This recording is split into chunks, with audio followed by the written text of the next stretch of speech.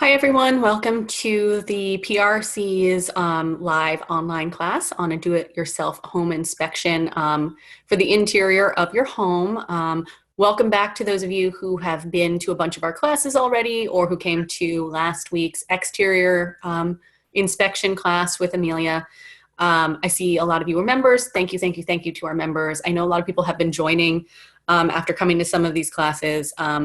For those of you who may be new, I just want to let you know how much we value our members, and your membership dollars make this possible. We've been able to get this live free programming up and running while everyone is stuck at home because of our members. You guys make this possible. So if you're not a member yet, please consider becoming a member. You guys can stay tuned. There's going to be some more programming coming online, literally. That may be open to just members. We're looking at all sorts of new options for what the next few months could look like and what kind of exclusive access we might be able to bring you to some historic buildings around town. If you are interested in supporting the PRC in other ways, please know that your gift, your donation can come in any form, and we welcome it. And we have some incredible merchandise available. We have a coffee table book out called Building on the Past. It is not only a gorgeous book, but has awesome information about historic preservation in New Orleans. We have t-shirts available online. Your membership also comes with a subscription to our magazine, Preservation in Print, which is a gorgeous and wonderful way to explore historic New Orleans from the comfort of your own home. So I don't want to hold this up too much. I just wanted to let you guys know how much we appreciate our members and supporters. And I forgot to introduce myself. I'm Serena Mohan. I'm the Director of Public Programming and Events at the Preservation Resource Center. And I am happy to take any questions that you guys have. I know that you are all muted and without video. And that is just to sort of keep this whole process streamlined, but we still want to hear from you. So if you have questions for Amelia throughout today's presentation, please feel free to ask them. There is a Q&A button on your screen. Use the Q&A button to ask your questions. If I don't get to them right away, I'll be moderating them. I'll read them out loud to Amelia as she's going through the house. If you don't hear your question asked as soon as you ask it, please know that may be because it's coming later in the presentation. And so if it hasn't been asked by the end of the talk, we can make sure to get it up then. If you are viewing in Zoom, you can ask your questions through the Q&A. If you are on viewing through Facebook Live, feel free to ask your question via Facebook. We'll see if we can get to it. But if you're interested in interacting with our presenters for any of our future classes, please register, come in through Zoom. That way you're in the room and able to ask these questions. Again, if you're on Zoom, you may want to switch to speaker view as opposed to gallery view, because that way when Amelia is showing you something, it'll take up the whole screen. So please feel free to do that now. And without further ado, I want to introduce Amelia Yates, who is an incredible home inspector, an expert on historic buildings. She works with Axelrad and Associates Home Inspections. She is also the Revival Grants Manager for the Preservation Resource Center, and is an incredible wealth of knowledge. And thank you, Amelia, for doing this today and telling us how to look for any maintenance issues in our historic homes while we're stuck at home. Yeah, we're ready to go? We're ready. Cool. All right, so if you guys were here last week, I'm going to do kind of the same thing, which is pretty much just walking through an interior and then pointing out certain issues and things that I generally look for. I'm going to kind of show you kind of how I detect things. And then we're going to go outside so that I can show you a few things outside that correlate with issues we're going to talk about inside. So first thing I'm going to talk about really quick is some tools that you guys could get. These are things that we all as home inspectors have, and you can buy them at Home Depot, and they can help a lot as far as maintenance on your home. Let me turn this around. So a couple things I have here. This is a moisture meter. If you can see, it has prongs on it. And you basically just turn it on, and these prongs stick in the wall. And then you can change the mode from like a wood material to a wood material to a drywall material. You can stick it in drywall, and it'll ding at you and show you different red, green, or yellow depending on how much moisture is in the wall.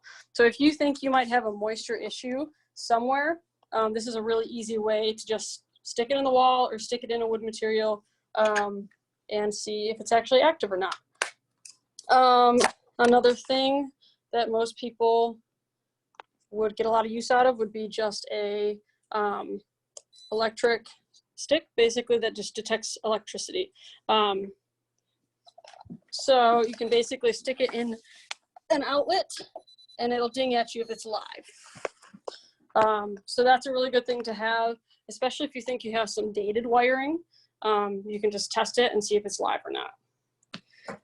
Similar to electrical, you can get this guy. This has a 3-prong, so you can stick it in your 3-prong and there's directions on it that tell you whether it's grounded or not, whether it has an open neutral and open hot, or whether it's correctly grounded and everything. So this is really good to have too.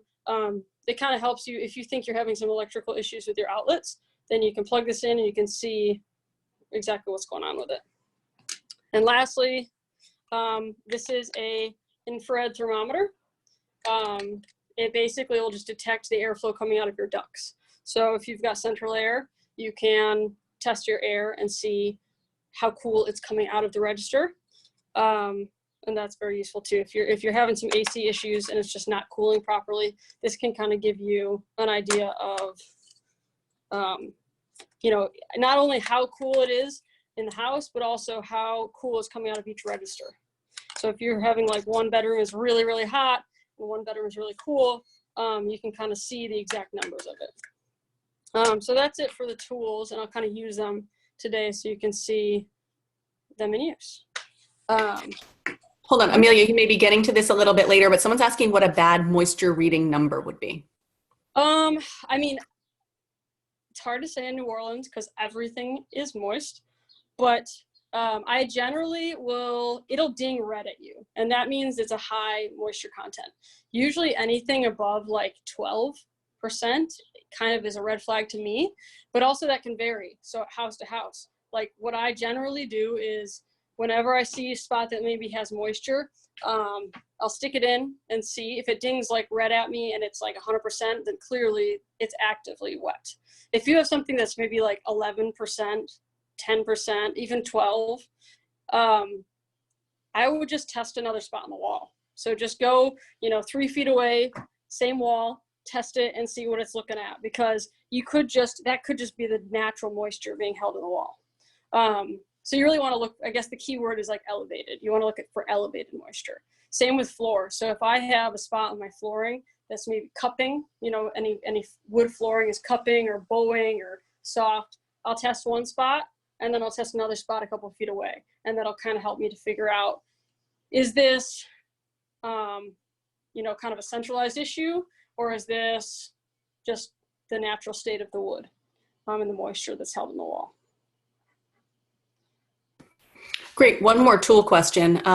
Someone's asking what you actually point the infrared thermometer at. Is it at the vent or the opening in the vent? Where will you show us later, or yes. at some point what you do with it?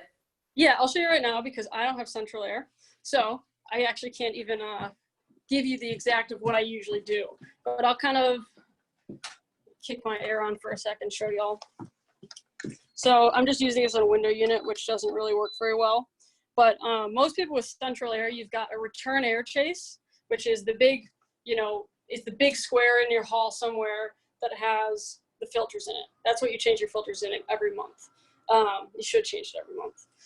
And what you do is you point this and you just pull the trigger, and it has like a red laser, you can see. Sorry. So you point the red laser at the return air chase, and you see what's coming out. So say it's coming out at 80 degrees. So basically you're taking the temperature of what comes in the unit and then comes out of the unit, and you take that difference. So if it's going into the return air chase at 80 degrees, and then it's coming out of the register at 60 degrees, that's a 20-degree split, and that's a wonderful split. So you really are looking at the difference between coming in and then coming back out. So first you pointed at a return air chase, and then you point it at your register, and then take that difference. In general, a unit that's performing well would be, you'd get a split of between 14 and 22 degrees.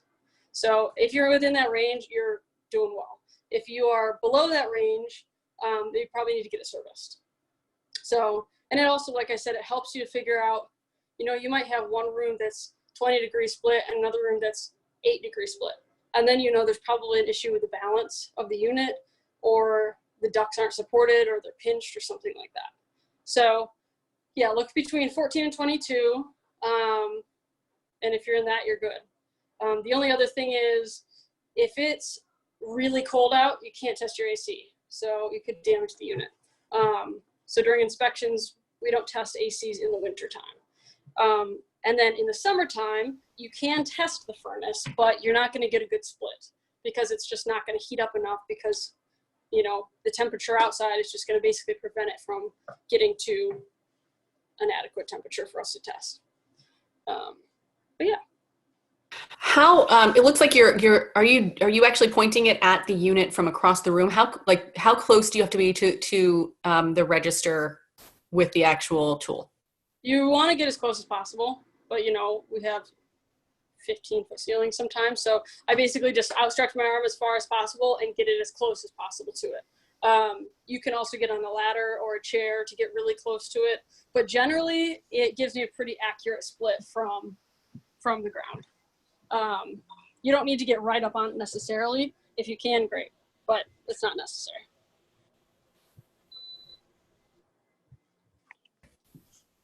Great. Sorry, one more question about this.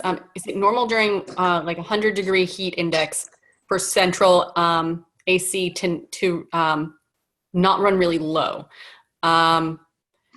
So, and I've heard this from a lot of people. So when it gets really hot, you just can't get it as cold inside. Is that a problem with the unit or the ductwork, or is that just sort of a normal standard situation?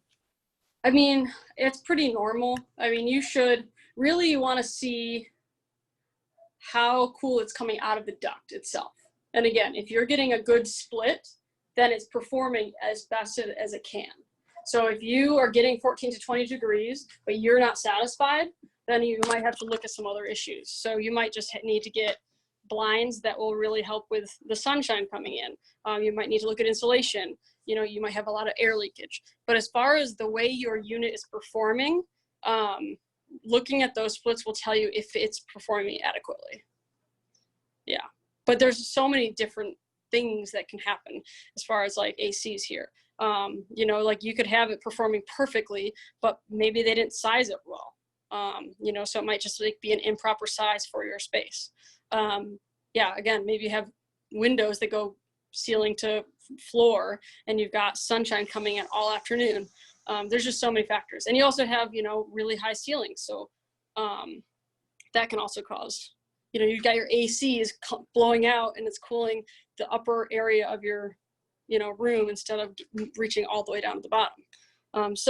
You know, if you can't figure it out, I would definitely talk to an HVAC guy, because they can figure out if it's balanced properly, if it's charged, they can figure out if it's sized properly.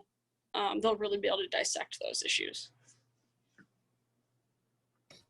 Great, thank you. Anything else on testing your AC? Not yet. Cool. I guess two other things about that since we're on the topic. So sometimes you'll say, oh, my air is blowing out, but it's just warm. So that means it's, you know, the blower is functioning, but your compressor outside is not. So at that point, I'd go outside and see if your compressor is kicking on. I also have seen in summer a lot here, people use their ACs like crazy, and your AC can freeze up as well. And so that can cause your AC to basically just blow warm air. When I say freeze up, I mean that the refrigerant line is frozen. So it'll just become a huge block of ice. So if your AC is blowing warm air, that would probably be the first thing I'd check. I'd go outside to your compressor and look at the refrigerant line, which basically just comes into your unit, and you'll see a big old hunk of ice on it. If you've got that, then call your AC guy. That probably means that they need to clean the unit really well. that's like the easiest solution for a lot of that. But, you know, change your filters regularly, and service it regularly. But yeah, I'm gonna kind of move on to talking about like cracking. I know that's a huge thing we get questions on, is cracks in our houses, structural movement, things like that. So I'm going to kind of start to show you some cracks in this apartment, and I'll tell you whether or not I'm concerned with it or not. So this apartment has kind of a combination of drywall and plaster, which most houses in New Orleans have that. You know, people will replace certain walls here and there with drywall, but a lot of us have old plaster walls. Now drywall is installed in sheets and it's connected. So it's got joints that are, you know, basically like this. If you start to see any sort of structural movement, you're going to see the movement in the cracks between the sheets. So you're going to see perfectly straight lines. I'll show you. So you see right here, that is, you can see that this is a seam, and then that's a seam. So they're basically in big rectangular shapes. So when you see seams like that, that's pretty normal movement. It's not super concerning. You know, if you're going to have any movement in your house, you're going to first see it where two seams are joined, because that's the weak point. If you see drywall cracking just in not a straight line, that's more concerning, because that means there's enough movement that it's basically forcing the drywall material to separate. So that's a little excessive. So, you know, first determine if it's drywall or plaster, and then kind of look at the shape of it. Is it a perfectly straight line? Does it look like it's across a perfect seam, or does it look like it's jagged across the drywall? To test whether it's drywall or plaster, drywall is softer. I mean, when you feel it and knock on it, it feels kind of a little bit softer, and plaster feels more rock-like, because it's not like a sheet of material, it's like a coating. So it's really rock hard. So another instance of, so this is an instance of plaster cracking. So if you can see here in this hallway, you see how it's cracking not in straight lines, because plaster doesn't have seams the same way that drywall does. So you're gonna see it kind of cracking in weird jagged angles. When I look at plaster cracks, when I'm concerned is the size. So how I determine whether it's a major structural issue or it's minor is the width of it. So if I have a hairline crack, which is basically this, you can see this, it's really tiny. You can see how it kind of jaggeds down the wall. I can barely see it. That's normal. That's just, you know, very normal movement. If I start to see cracks opening up really wide, basically the way I say it is like maybe 1/8 of an inch is my threshold. 1/8 of an inch to 1/4 of an inch is concerning. So that tells me there's kind of there's probably, you know, pretty big movement going on in the house. Let's see if I have any more cracks. I have a lot of cracks in this house. So another spot that I wanted to point out is in here.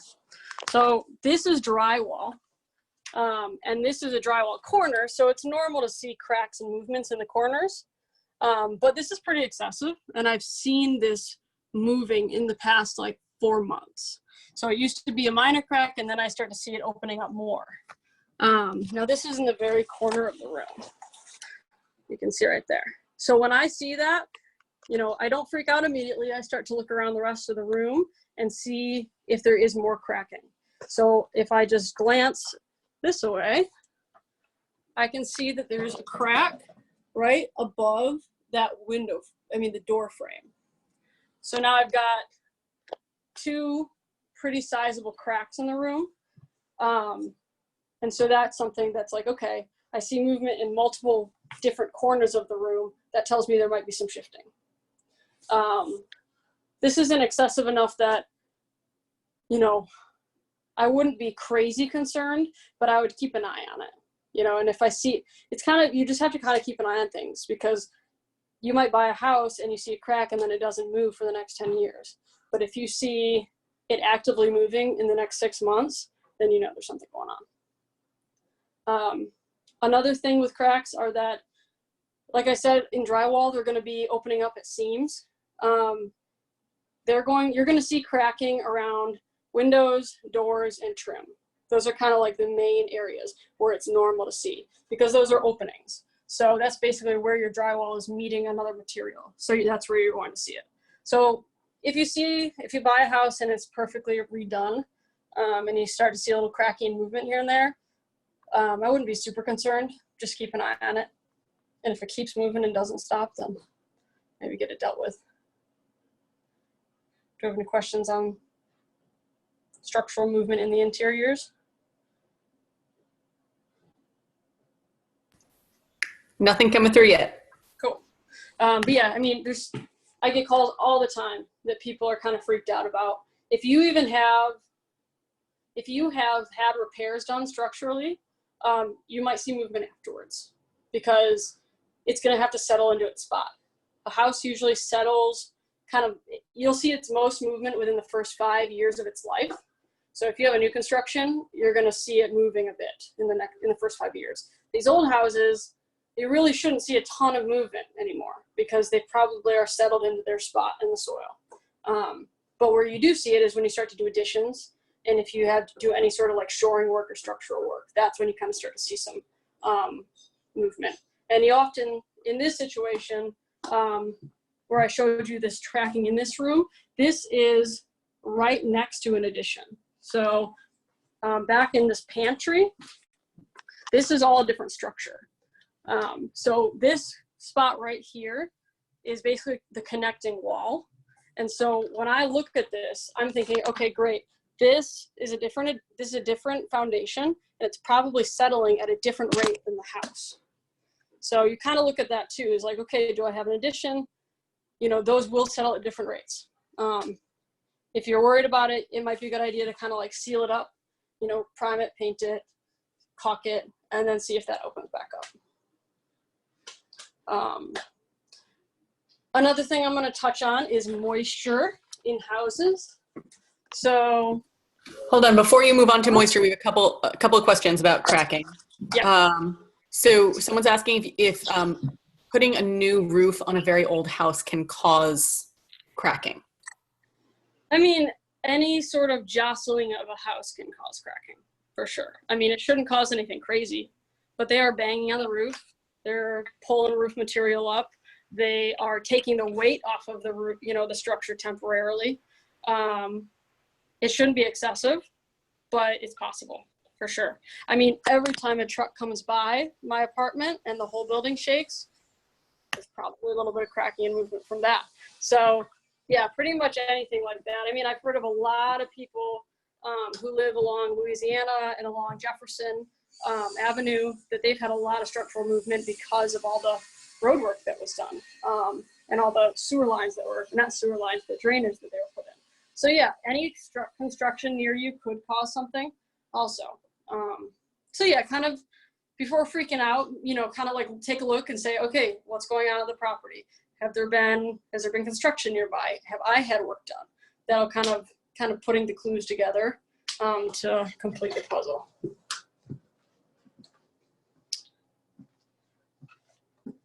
Anything else?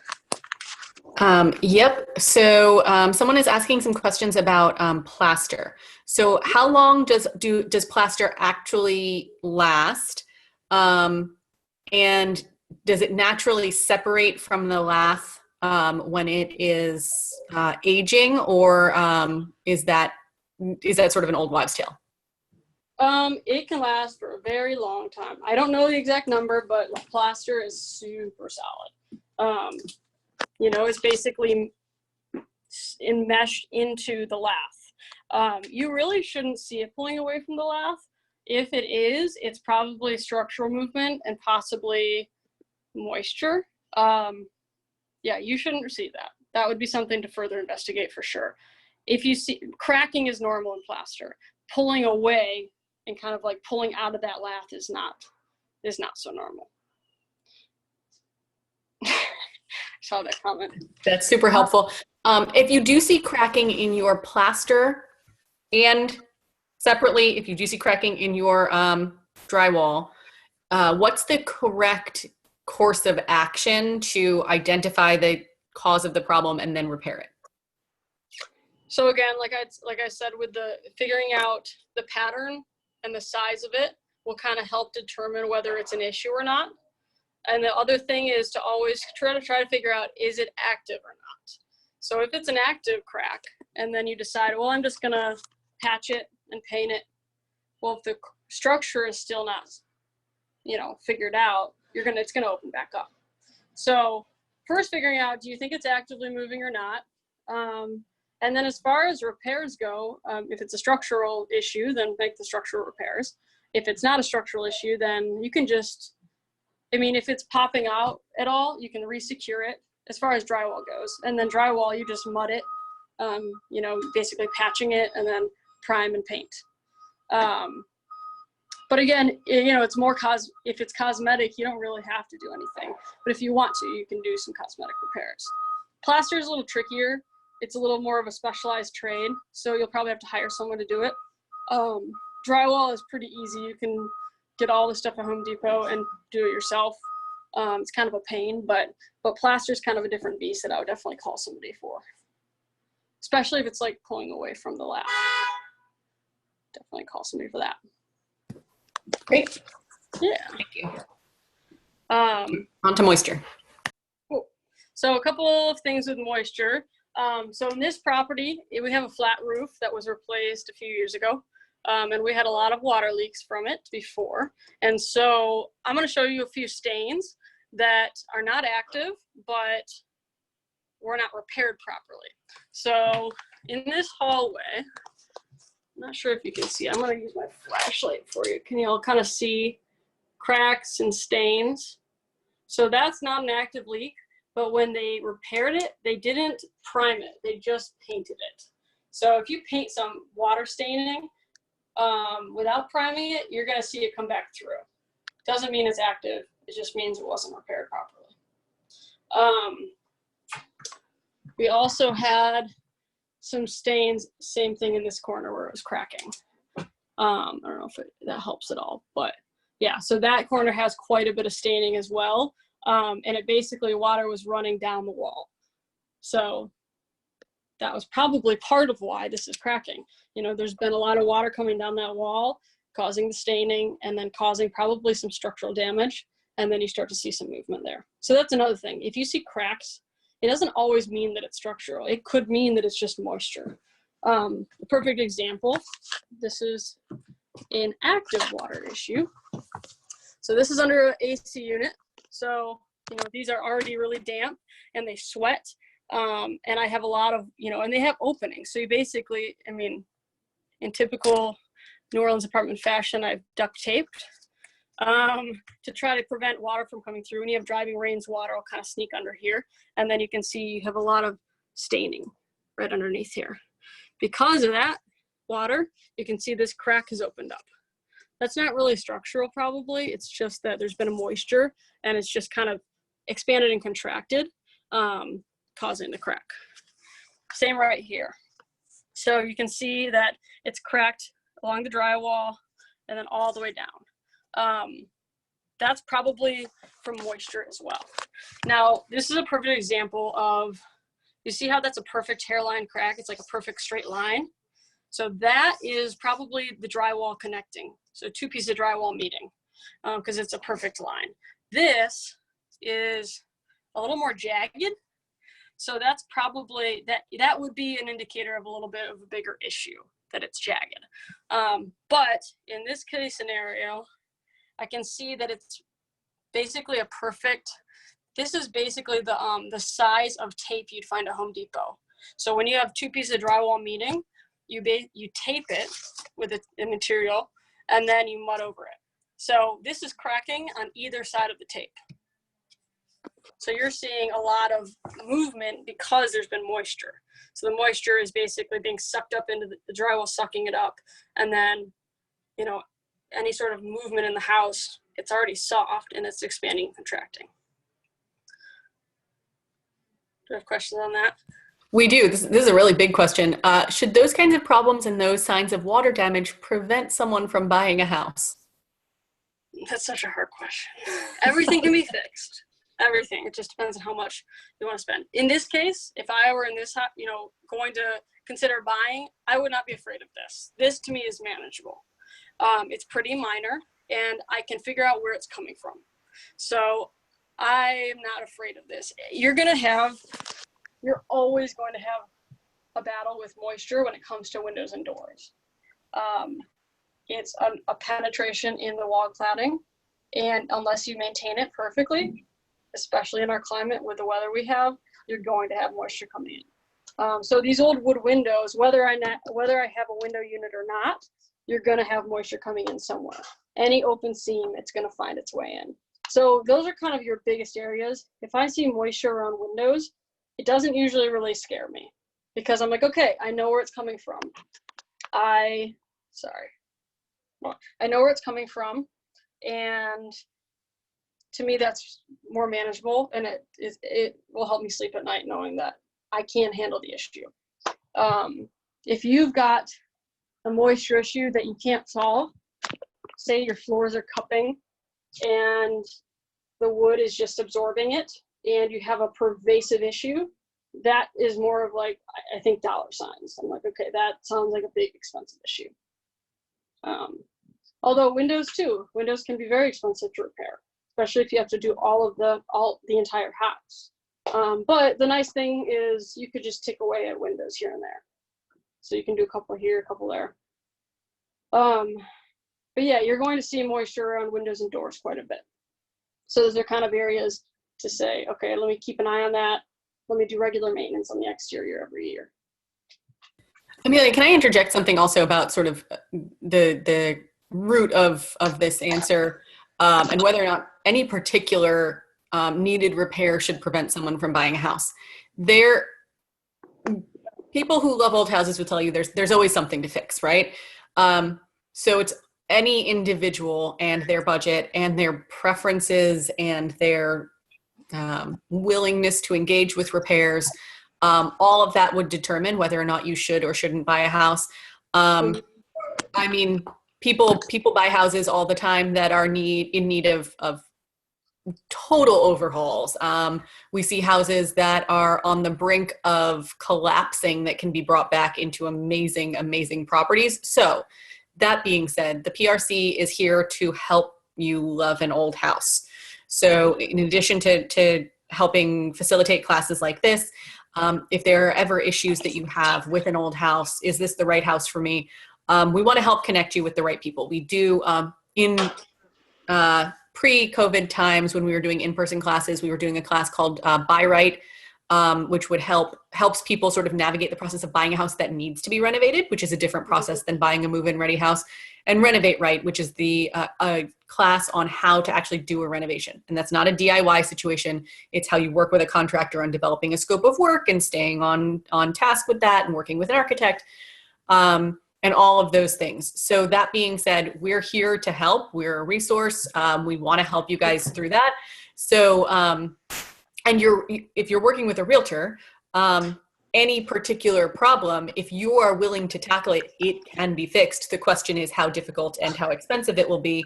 So talk to your realtor about it. If it's the right house for everything except one thing that needs to be repaired, find out if that thing can be, just work it into your plan. I think we preservationists believe that every old building can be loved again. So there's no one repair that we would ever say would write a building off. If it's there, if a building is still standing in any form or shape, we want it to stay there. Yeah, I mean, one thing I will say also is, as a home inspector, I know a lot of people don't really know how to interact with us on site, but we are there as a resource. And so the more information you can give a home inspector as far as what you can handle, what you want, the better. So if you come on site and you're like, I'm looking for a project, I know this is going to be expensive, great. Then I kind of know, and I can kind of walk you through all of the issues so you have an idea. If you come to me and you say, I really just want to move in and not have any problems, that's going to help me to be really picky and to really be more of an alarmist almost. So giving us context is really helpful. And we, you know, if you have certain concerns, asking those, and then we'll keep an eye out for those things. So, you know, really utilize your home inspector and your agent, because we inspect with the same agents oftentimes. And so, you know, a lot of your agents know a lot that we know because they hear it every day. And so we can kind of give you context as to like, what's a really big issue, what's a normal issue. And a lot of home inspectors, you know, we don't have to give you costs, and we can't give you exact costs, but we and your agents kind of know, you know, what's like a big money sign and what's a small money sign. So yeah, I'd say just utilize your inspectors on site, and you utilize your agents, and they'll help you to kind of figure out what you can and can't handle. And then one other thing, you know, touching on what Serena said is, as far as like, you know, historic homes, like in that window situation, I would be more comfortable knowing that, hey, there's a little bit of water damage. It doesn't look crazy, but like this old house has old solid wood, and it can handle a little bit more moisture than a new construction. So I was talking last week a little bit about old wood versus new wood, and that's a perfect example. If there's some water damage, this old lumber can handle quite a bit. Of course, we don't want it to have to handle anything, but it can handle quite a bit. New wood just sucks it up. So a little bit of moisture issue here and there in older houses isn't as crazy concerning as like a brand new house, in my opinion. Same goes for plaster versus drywall, right? Yeah. Oh yeah. Plaster can absorb some amount of moisture, and drywall just sucks it up. So you'll start to see damage really, really fast in drywall, which can be good, because then it's like you know, a trigger. It basically alarms you to the fact that there's moisture, whereas plaster sometimes can hide it for a long time. And then when you see it, you're like, oh my God, I know there's been an issue going on for a while. So, you know, that's another thing to think about. If you see water damage in drywall, it's probably pretty recent and it happens real quick.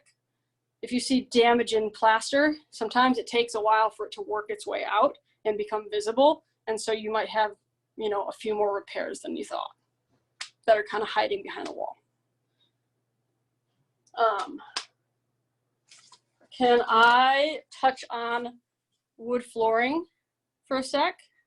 I know we don't have a ton of time left, so I kind of want to get outside to point out some issues out there, but I'm going to touch on wood flooring. So in old houses with wood flooring, you have, so in these older homes, you have, we were talking about insulation last week briefly, and I'm going to touch on it a little bit today.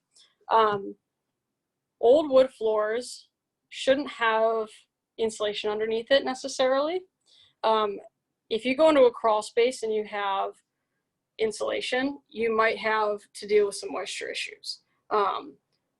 You definitely don't want to have batt insulation under your house. So batt insulation is the fiberglass. You often see it in attics. Batt insulation absorbs moisture really easily. So if you stick that underneath your old wood floors, it can absorb moisture and then hold it against your floor. And when you hold that moisture against your floor for however long, you're going to attract rot, you're going to create rot, and you're going to attract termites. So those are that I would definitely, we always say, do not put fiberglass insulation in your crawl space. There are other modern forms of insulation, such as spray foam, and those we see a lot. They have their pros and cons. So with those, I'm just going to say, do your research, talk to your inspector, and figure out what the best fit is for you. But if you go into a house and you see that the floors are soft, are they discolored, are they cupping? Can you, when you drag your foot across, can you kind of feel the cupping? Can you feel ridges? Those are kind of indications that there might be a moisture issue. I'll show you an example of discoloration. If you see right here, see how this is kind of yellow? It's more yellowed and blonde. Well, it's right under this problem, so that probably means it's related to moisture. I often see discolored flooring around windows because, old leaks happen and it's going to start to rot it. This one is pretty solid, so I'm not super concerned about it. But I have another issue in my hallway that is really soft. I can't really show you that it's soft, but I've always avoided this section of my hall because it's really soft and there's probably insect damage underneath it. I can see little slivers right here that are almost like trail marks. So I think there probably used to be termites eating the joists underneath it, and now there's nothing for this wood to be supported by. So if you see really soft areas, it could be moisture or it could be an insect issue. What else? I never really am too concerned with like loose floorboards. Those are easy fixes. Just tack them down. They come loose over time. But anything that has to do with moisture are my bigger concerns. So definitely check for discoloration, check for cupping, check for any sort of if you have laminate flooring, which we don't love as historians, if you have laminate flooring, that's going to suck moisture up really easily. So yeah, just keep an eye on your wood floors and see how they're behaving. They can indicate some moisture issues under the house. Do you have any questions on that topic?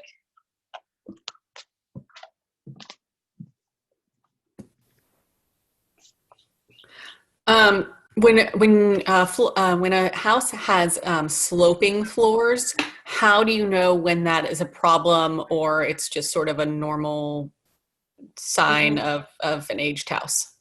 Does she mean like dips or like a consistent slope that's like the same slope? They didn't specify, so I'm not 100% sure. So is one different than the other? Oh, they're saying a consistent slope.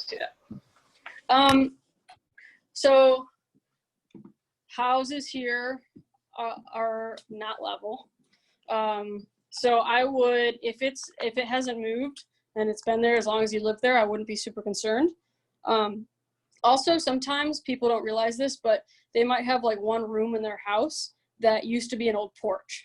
And old porches are meant to slope away from the house. So they might have enclosed a porch and then they left the floor the same. And so now that entire room just kind of has a little slope. So that could be an issue. But also it's an old house, so it could have just moved and settled that way. Maybe the foundation on one side of the room settled at a different rate as the other side. One thing that you could do is get a level of the house. So if you have a home inspector, they can take a level of the foundation. And basically we will take a machine that's like a water level, take different points along the entire house, and it'll take a reading that gives us the high and low points. So we'll be able to see where is it high, where is it low, and then we can give that to you. And now you have a sheet that shows you exactly the high and low points of your house. And then if you see movement or any cracks or any more movement in the next 5 years, you could get another level and then see where it's moved. We always provide that when we do an inspection, and that's the purpose, is to see where the house is moving and if there's anything drastic, and then also to give it to the client so that if they start to see movement, they can refer to that in the future. But it's really hard to say what's normal and what's not. I'd say if it has been that way always, to not be too concerned. If you start to see more movement or soft spots or cracking in, along that room, then those are indications of kind of some active movement. We really, sometimes we see a house that has an 11-inch differential. That's insane. It means that you could put a marble on one end and it'll roll to the other end. But if the house is stabilized, then you don't need to mess with it. It might be kind of annoying and your furniture might wobble and stuff, but if it's stabilized, we say you don't necessarily have to deal with it. So people always say, oh, my house isn't level, I should shore it. You don't need to shore it, You can, if it's stabilized, let it be. But if you want to shore it, you're welcome to. But it's not a required, it's not necessary. Amelia, can you explain what you meant when you said cupping on the floors? Yeah, so basically, it's just literally a cup. So floors should be flat. And then as soon as they get a little bit of moisture in them, they're usually like a lot of them are tongue and groove too. And then they're going to start kind of shrink up and cup. So, you're going to be able to run your foot across the floor and feel the catches in it. So a lot of times when I'm in a house, if I see anything that looks like it's kind of, maybe not as smooth as it should be, I'll just like drag my foot across the room. And if it's, there's going to be minor cupping in a lot of these older houses, but you shouldn't see it excessively. Another question about tongue and groove floors. Do you have any tips on when you can tell if an old tongue and groove floor has maybe been sanded down too much to save, or sort of when those floorboards are salvageable versus non-salvageable? That's a hard question. You shouldn't be able to sand those. It would take a lot of sanding to sand those down to the nubs. I'd say really be more concerned about insect damage or rot, but those things a lot of times can be salvaged. People throw stuff in the dumpster all the time that is perfectly wonderful wood. So people are quick to pull it up, but you can salvage quite a bit of that for sure. They're usually, especially the old stuff, it's usually like, pretty solid. So it would take a lot to sand all the way through that. And you can patch and repair as needed as well.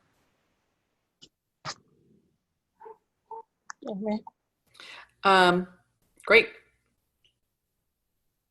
I think those are all the questions about flooring.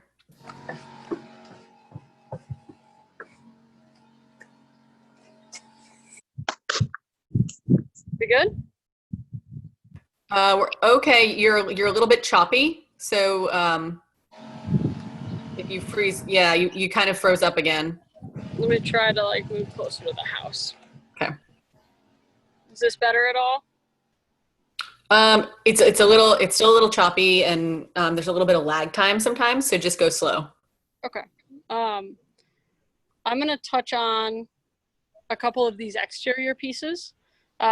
So when I was talking about the structure the structural movement in that room where I showed you multiple different cracks, I'm going to show you the exterior below that room. All right. So this is a brick building. So I know a lot of people don't have brick houses in New Orleans, but the bedroom is up top. And if you look straight down, you can see a ton of damage. So this is a corner of the foundation. Can you see it? Yep, we can see, okay. Okay. You can see this entire piece has fallen off, this concrete. And it's pretty normal to have the corners of your concrete, foundation break away, but you need to repair it. This hasn't been repaired. And so you can see major cracking all down the brick, and this entire corner, I can see it kind of shifting. So this is probably why I have cracking upstairs.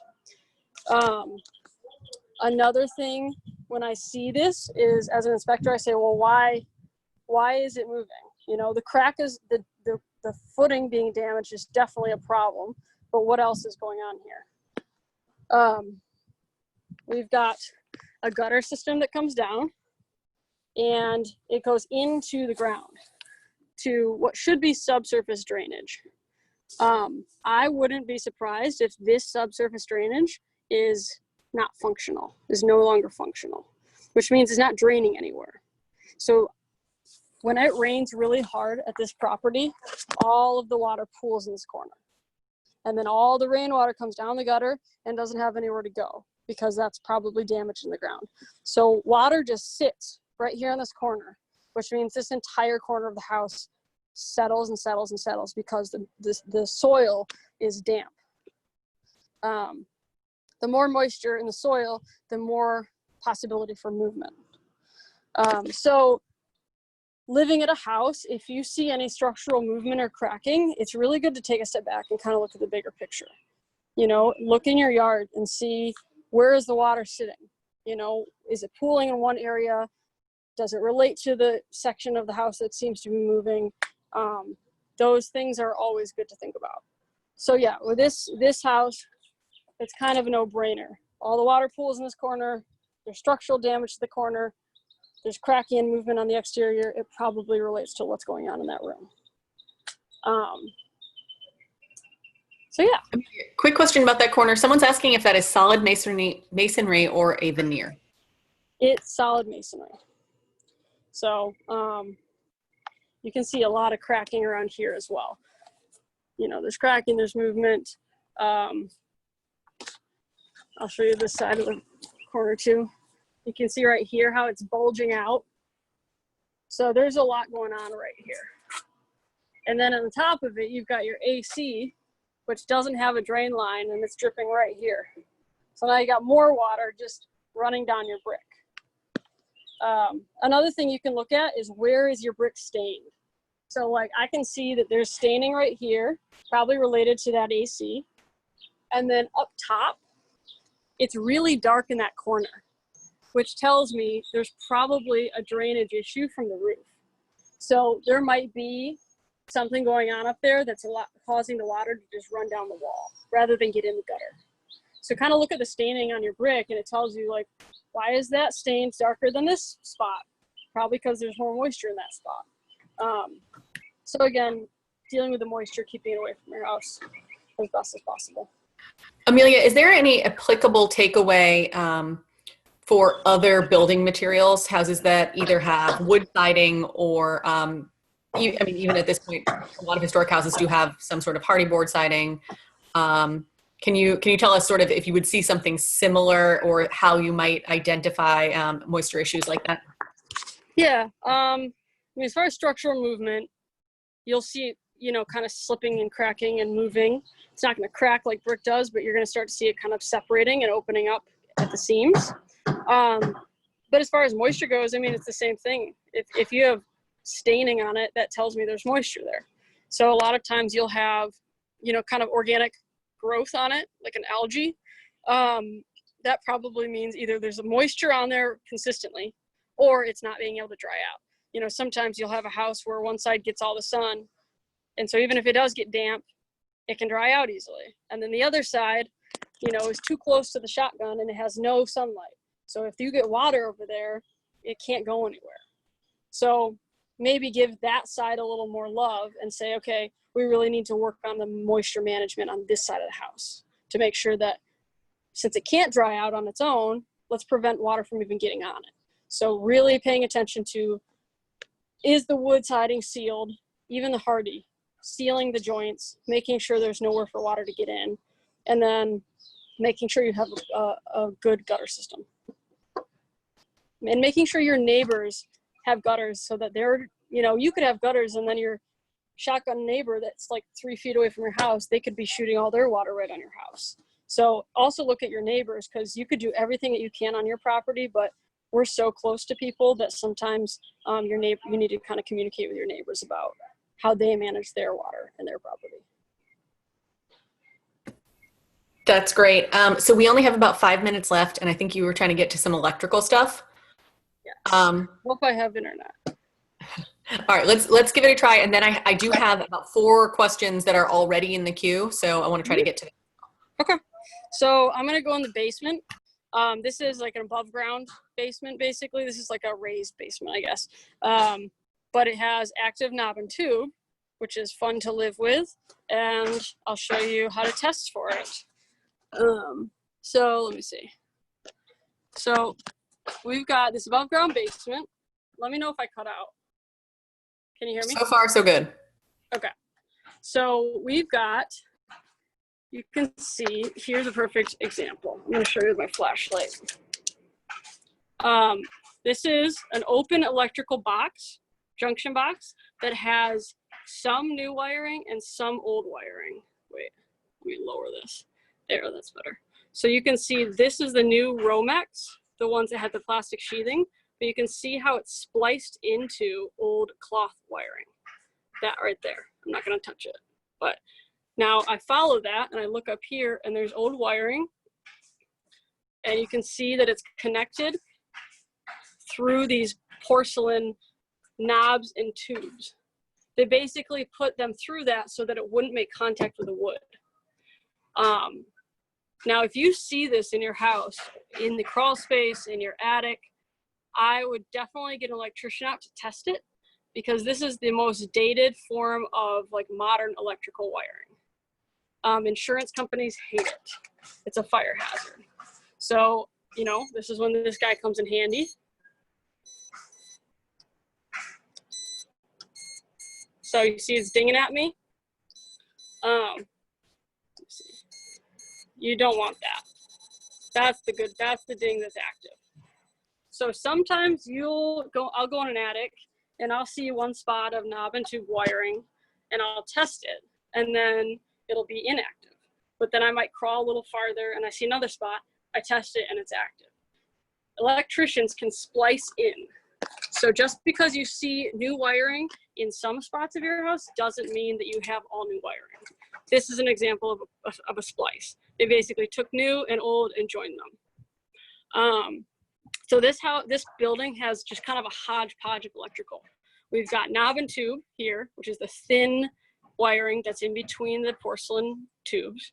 You've got cloth sheathing, which is this thick, beefy cloth. And then you've got Romex. So really we have all eras.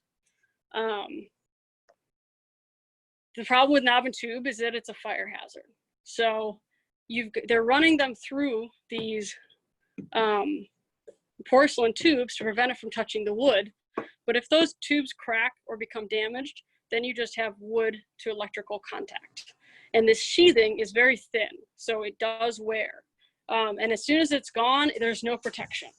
So then you just have electrical wiring that's just active and open. I talked to an electrician recently.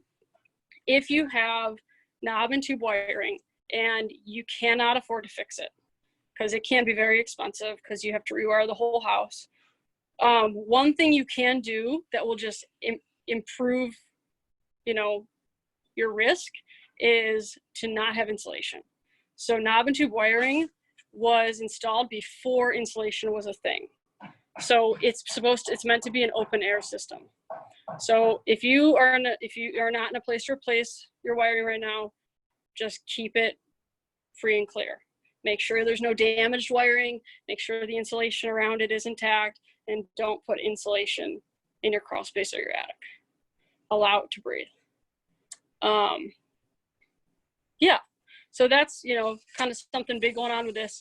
And then you can also see over here in the back of the the garage, the crawl space, sorry. This is the wiring coming from the electrical panels. The panels are right outside this wall. This is all new. So they've installed a ton of new wiring, but they just didn't do it all. Amelia, someone's asking a question about whether or not splicing the new wiring into the old wiring is up to code. Can you address that? I'm not a code inspector, so I really can't speak on code. I don't have a problem with splices as much as I have a problem with like quality of work.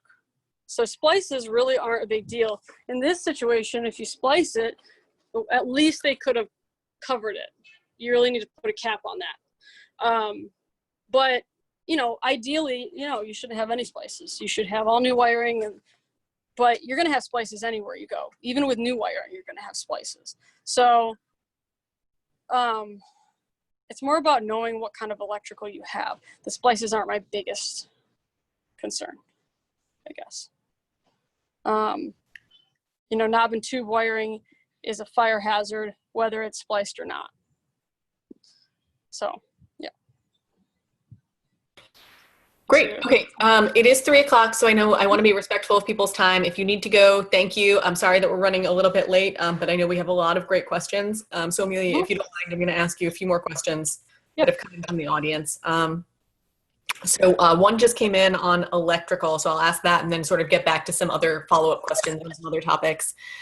So someone's saying that their electrical panel is maxed out without any room to add any additional circuits. Can they add a sub panel or should they redo it and just get a bigger panel?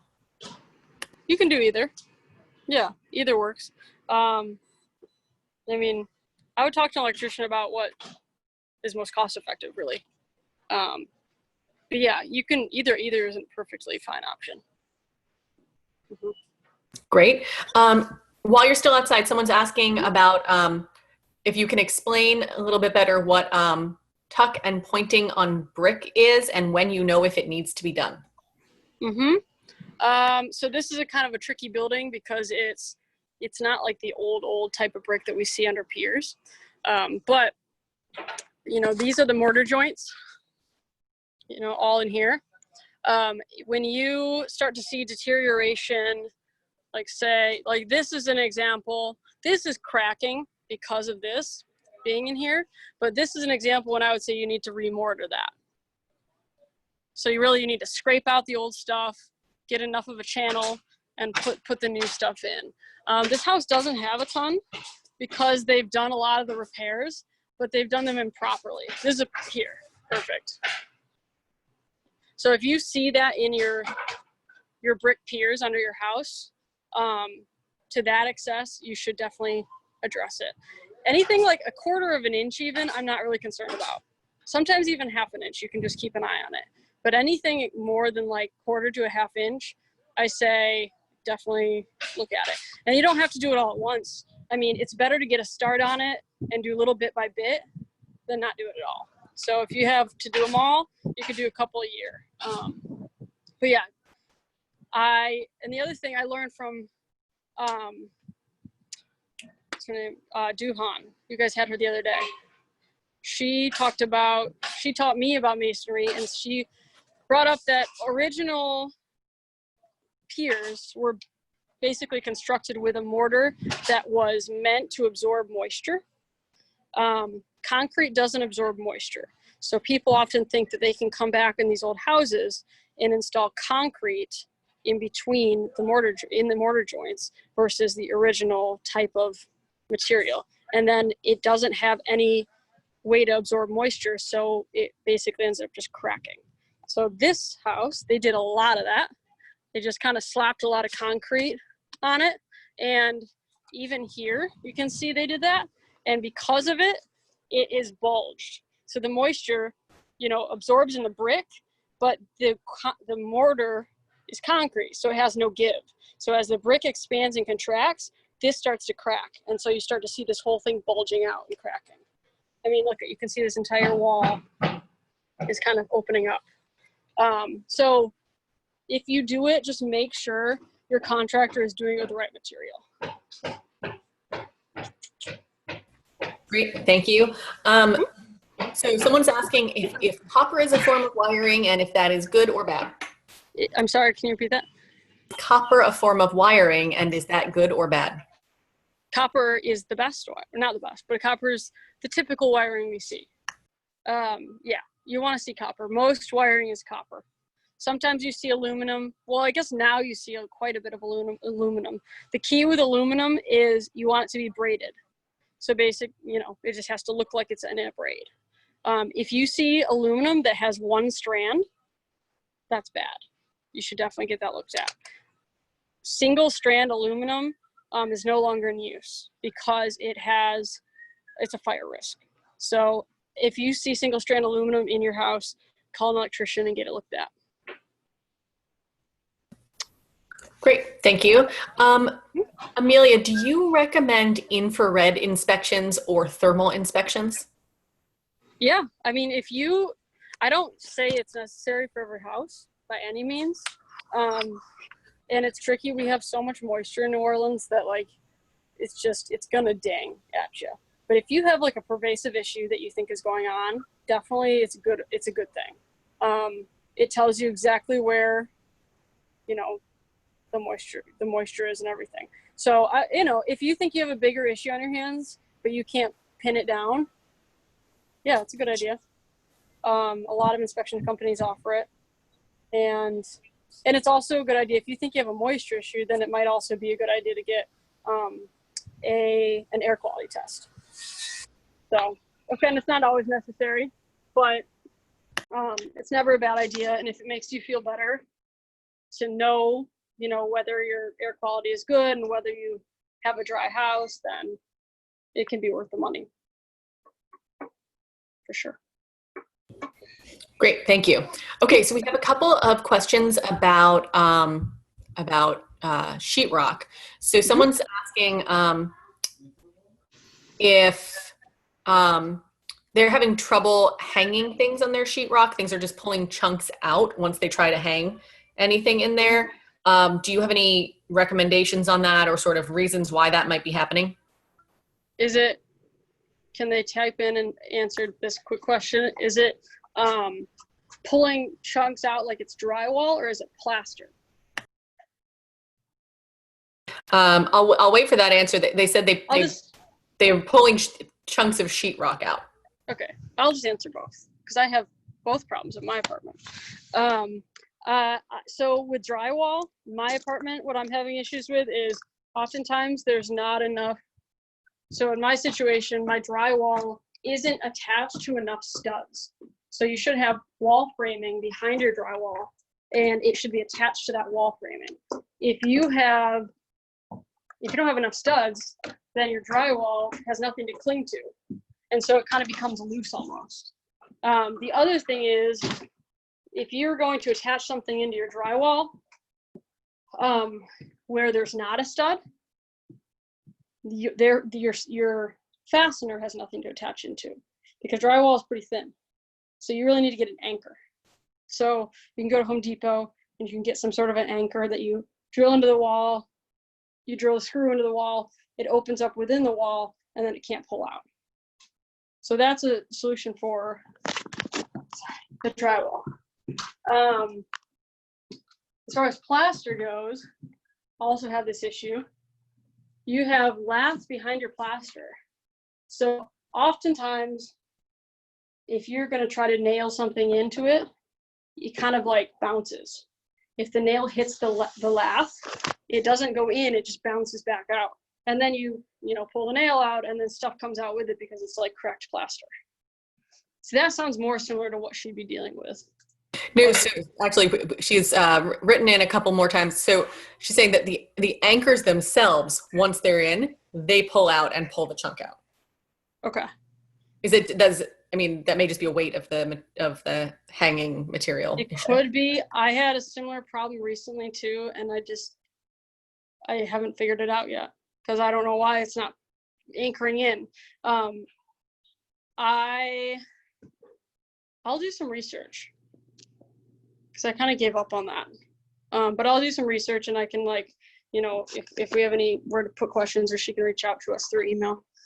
Because yeah, if there's nothing for it to grip into, that might be part of the problem. But yeah, maybe the drywall might be too thin. It might have had moisture damage. Yeah, I was going to ask if it could be a moisture issue. Mm-hmm. Yeah, and it could be that the drywall isn't super secured. There could be multiple factors at play. Yeah. Thank you.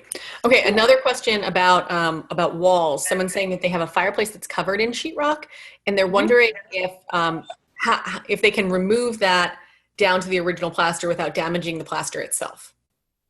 They have a fireplace. Oh. So brick, then that is covered once with plaster, then someone sheetrocked over that. Oh, so they want to expose the plaster, not the brick. Sounds like it. The drywall should be pretty easy to take off. You're probably not going to be able to do it perfectly. But I would just kind of try to pull it off in big chunks carefully, and then try not to yank the screws out.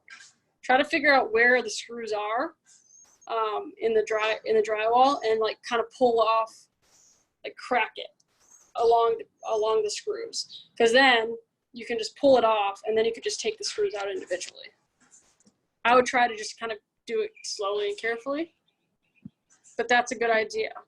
I had a property a couple years ago that had covered their brick fireplace with drywall and plaster, and then they had mold coming through the drywall because there was moisture being held in the brick. So brick should breathe. So it's really good to expose your brick because it really wants to just absorb moisture and then release the moisture. As soon as you cover it, there's nowhere for the moisture to go.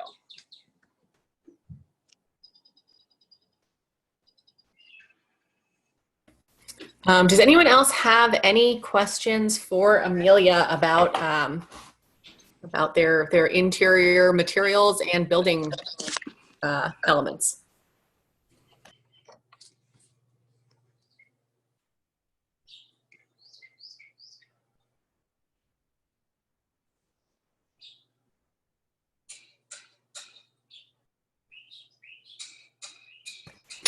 Sorry, someone is asking, in that case, do you not seal the brick? I wouldn't. If you seal it, you need to seal it with a material that's permeable, that can breathe, so moisture can come through it.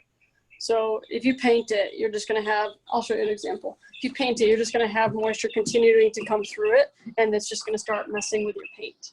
So in this porch, there's brick on the exterior, and they've painted it, but the moisture still wants to come out of the brick. So what you end up with is like this weird bubbly look. It's basically, as moisture leaves the brick, it leaves a salt deposit behind. And so, see how it's kind of cracking, it's chipping the paint, because the moisture still wants to come out and it's not able to. So that's when you start to see this, and we call it efflorescence. So if you paint it, it's going to become a constant maintenance where you just have to repaint it and repaint it and repaint it, because it's going to start to stain and it's going to start to like kind of crack open the paint a bit. So yeah, if you seal it, just make sure it's with something permeable. That way it's, it is allowed to breathe a bit. Okay, I think that's all the questions. I want to just add one thing to what you were just saying that is sort of a more of a catch-all. This comes up in all of our classes, and you sort of have alluded to this multiple times. Any old building materials, historic building materials, once you start pairing them with newer building materials, there may be unintended consequences. And in preservation, in old building love, it is always important to look at sort of how these old and new things are going to work together to find the right balance. We know that not all materials have an exact, like you can't find the old materials always. So it's really important. This came up with the brick, right? You don't want to use just cement or concrete and just throw something in there. Same with painting over brick. It's not what you would have used when those bricks were made to seal them. So please, if you guys out there have questions about those building materials, we can definitely connect you with professionals in the industry and the field that can help you figure out what the correct materials are for your particular circumstance. That being said, we also have more classes coming up. I know there were a lot of issues about moisture coming up. We're going to be doing a class on moisture management in your home. We can dive a little bit deeper with that. We are also doing another class with Amelia next week. Amelia did an amazing exterior inspection class. We are going to revisit that topic. We've had a lot of people ask for us to do that again so that they can ask some more questions and talk to Amelia some more. So that will be next Wednesday at 2 p.m. We're going to, for those of you who didn't make it when she did it last time, we will cover some of the same stuff so you can catch up on that. But Amelia is also going to address the things that we know people had a lot of questions about, so we can dive a little bit deeper on some things we didn't have time for last time. So please join us for that. If you guys have any questions about anything in the meantime, please email me. My email is smohan, SMOHAN @prcno.org. If I can't answer it for you, I can sometimes connect you to the right people who may be able to answer it for you. Thank you guys again for coming. Amelia, thank you for doing this incredible class. I know I learned a ton, and hopefully I will see some of you guys at our next class and next week with Amelia. Bye, everyone. Happy Friday. Bye.